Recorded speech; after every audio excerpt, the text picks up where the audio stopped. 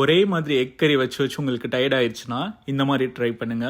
Let's make Afghani egg கறி with காடை முட்டையோட உப்பு சேர்த்து வேக விடுங்க. இந்த கேப்ல இதுக்குண்டான மசாலா பண்ணிடலாம். எண்ணெய் சுட்டதுக்கு அப்புறம் வெங்காயம், முந்திரி, பச்சை மிளகா, இஞ்சி, பூண்டு லைட்டா டிரான்ஸ்பரண்ட் ஆகிற வரை வதக்கி எடுத்து தனியா வச்சிருங்க. கூல்டவுன் ஆகட்டும். இந்த கேப்ல நம்ம முட்டையை உரிச்சு எடுத்துக்கலாம். கோழி முட்டையில பண்ண வேண்டியது ஒரு சேஞ்சுக்கு நான் காடை முட்டையில பண்றேன். நம்ம வதக்கி வச்சிருந்த ஐட்டம் கூல்டவுன் ஆயிடுச்சு. அதை நம்ம அரைச்சு எடுத்துக்கலாம். நீங்க மிக்சியில போட்டு அரைக்கும் போது எக்ஸ்ட்ரா ஒரு ஐஸ் கியூப் சேர்த்து அரைச்சிக்கிறீங்க. அப்பதான் அந்த ஃப்ரெஷ்ஷா ஃபிளேவர் இருக்கும். இது கூட ஒரு கைப்பிடி கொத்தமல்லி, 2 டேபிள் ஸ்பூன் தயிர் போட்டு நல்லா அரைச்சு எடுத்துக்கலாம். இப்போ ஒரு பேன்ல எண்ணெய் ஊற்றி நம்ம அவிச்ச முட்டையா பெப்பர் போட்டு நல்லா ஃப்ரை பண்ணி எடுத்துக்கோங்க. அதே எண்ணெயில பட்டை, கிராம்பு, ஏலக்காய், ஜீரகம், மிளகாய் தூள், கரம் மசாலா சேர்த்து வதக்கிட்டு நம்ம அரைச்சு வச்சிருந்த பேஸ்ட்டை சேர்த்து நல்லா வேக விடுங்க. முட்டையை சேர்த்து மசாலா குக் ஆனதுக்கு அப்புறம் ஒரு ஸ்பூன் பட்டர் போட்டு இறக்குனா எம்மியான ரிச்சான ஆப்கானி எக் கறி ரெடி. நீங்களும் ட்ரை பண்ணி பார்த்துட்டு எப்படி இருக்குன்னு சொல்லுங்க. மறக்காம பக்கத்து வீட்டுக்கு கொடுங்க.